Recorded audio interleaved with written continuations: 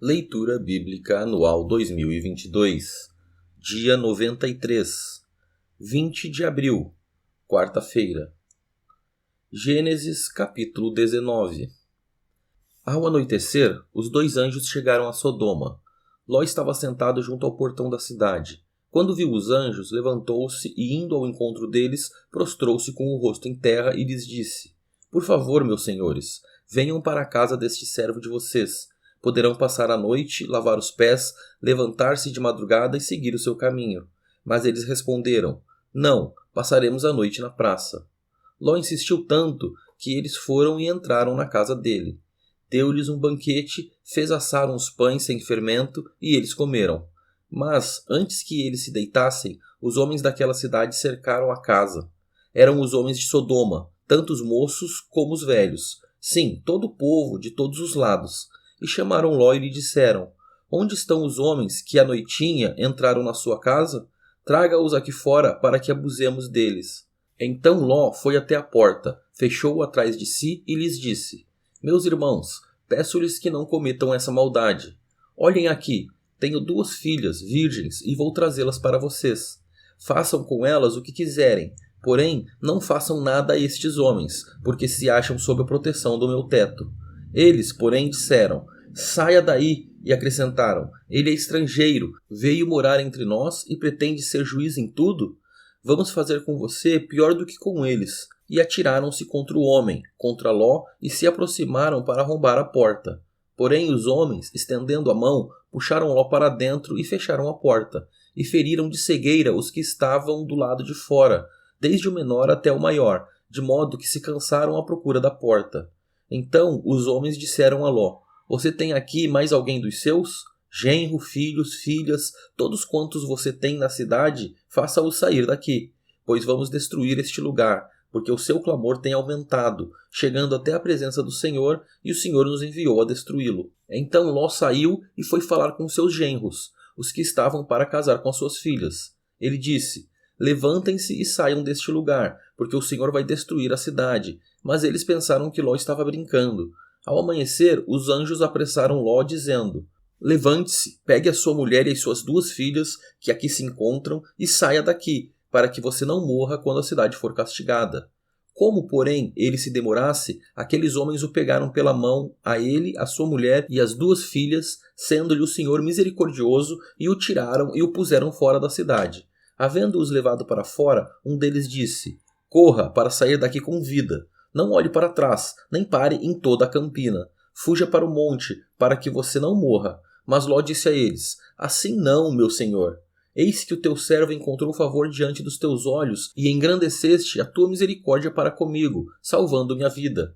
Mas não posso fugir para o monte, pois receio que a destruição vá me alcançar e eu morra. Eis aqui perto uma cidadezinha para a qual eu posso fugir. Ela é bem pequena. Permite que eu fuja para lá. Ela é bem pequena, não é verdade? E nela poderei salvar a minha vida. O anjo respondeu: Quanto a isso, estou de acordo, para não destruir a cidade de que você acaba de falar. Vá depressa e refugie-se nela, pois nada posso fazer enquanto você não tiver chegado lá. Por isso, a cidade recebeu o nome de Zoar. O sol estava nascendo sobre a terra, quando Ló entrou em Zoar. Então o Senhor fez chover enxofre e fogo sobre Sodoma e Gomorra. Isso veio da parte do Senhor, desde os céus. Ele destruiu aquelas cidades e toda a campina e todos os moradores das cidades, e o que nascia na terra. E a mulher de Ló olhou para trás e virou uma estátua de sal. Na manhã seguinte, Abraão se levantou de madrugada e foi para o lugar onde tinha estado na presença do Senhor. Abraão olhou para Sodoma e Gomorra e para toda a terra da campina e viu que da terra subia fumaça, como se fosse a fumaça de uma fornalha. Assim, quando destruiu as cidades da campina, Deus se lembrou de Abraão e tirou Ló do meio da destruição, quando subverteu as cidades em que Ló tinha morado. Ló partiu de Zoar e habitou no monte, ele e as 2 filhas, porque receavam permanecer em Zoar. Ló habitou numa caverna e com ele as 2 filhas. Então a primogênita disse à mais moça: Nosso pai está velho, e não há homem na terra que venha unir-se conosco segundo o costume de toda a terra. Venha, vamos embebedá-lo com vinho, deitemo-nos com ele e conservemos a descendência de nosso pai. Naquela noite deram de beber vinho a seu pai, e entrando a primogênita, se deitou com ele sem que ele o notasse, nem quando ela se deitou, nem quando se levantou. No dia seguinte, a primogênita disse à mais nova: Ontem à noite deitei-me com o meu pai. Vamos embebedá-lo também esta noite, entre e deite-se com ele, para que preservemos a descendência de nosso pai. De novo, naquela noite, deram de beber vinho a seu pai, e entrando a mais nova, se deitou com ele, sem que ele o notasse, nem quando ela se deitou, nem quando se levantou. E assim, as duas filhas de Ló ficaram grávidas do próprio pai. A primogênita deu à luz um filho e lhe deu o nome de Moabe. Este é o pai dos moabitas até o dia de hoje. A mais nova também deu à luz um filho e lhe deu o nome de Ben-Ami. Este é o pai dos amonitas até o dia de hoje. Gênesis capítulo 20. Abraão partiu dali e foi para a terra do Neguebe. Habitou entre Cádiz e Sur e morou em Gerar. Abraão dizia que Sara, a mulher dele, era sua irmã. Então Abimeleque, rei de Gerar, mandou buscá-la. Deus, porém, veio a Abimeleque em sonhos de noite e lhe disse: Você vai ser castigado com a morte por causa da mulher que tomou, porque ela tem marido. Ora, Abimeleque ainda não havia se aproximado de Sara e por isso disse: Senhor, matarás até uma nação inocente? Não foi ele mesmo que me disse: É minha irmã? E ela também disse: Ele é meu irmão. Com sinceridade de coração e na minha inocência foi que eu fiz isso. Deus respondeu-lhe em sonho: Bem sei que com sinceridade de coração você fez isso. Por isso impedi que você pecasse contra mim e não permiti que você tocasse nela. Agora devolva a mulher a seu marido, pois ele é profeta e intercederá por você e você viverá. Mas, se não a devolver, saiba que você certamente morrerá, você e tudo que é seu. Abimeleque levantou-se de madrugada, chamou todos os seus servos e lhes contou todas essas coisas. E os homens ficaram com muito medo. Então Abimeleque chamou Abraão e lhe disse: O que é isso que você fez conosco? Em que foi que pequei contra você para que você trouxesse tamanho pecado sobre mim e sobre o meu reino? O que você me fez é coisa que não se deve fazer. E Abimeleque perguntou a Abraão: O que é que levou você a fazer uma coisa dessas? Abraão respondeu: É que eu pensei, certamente não há temor de Deus neste lugar e eles me matarão por causa de minha mulher. Por outro lado, ela é, de fato, minha irmã por parte de pai, embora não por parte de mãe, e veio a ser minha mulher. Quando Deus me fez sair da casa de meu pai para andar errante por aí, eu disse a ela: Este é o favor que você me fará. Em todo lugar para onde formos, você dirá que eu sou o seu irmão. Então Abimeleque tomou ovelhas, bois, servos e servas e os deu a Abraão e lhe devolveu Sara, a sua mulher. Abimeleque disse: A minha terra está diante de você, more onde melhor lhe parecer. E a Sara ele disse: Dei 1000 moedas de prata ao seu irmão como compensação por tudo o que aconteceu com você, e diante de todos você está justificada. Abraão intercedeu junto a Deus e ele curou Abimeleque, a mulher e as servas dele, de modo que elas pudessem ter filhos, porque o Senhor havia tornado estéreis todas as mulheres da casa de Abimeleque por causa de Sara, mulher de Abraão. Gênesis capítulo 21.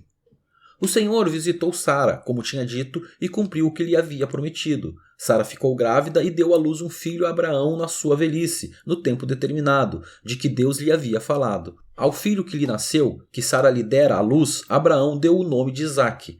Abraão circuncidou seu filho Isaque quando ele tinha 8 dias, segundo Deus lhe havia ordenado.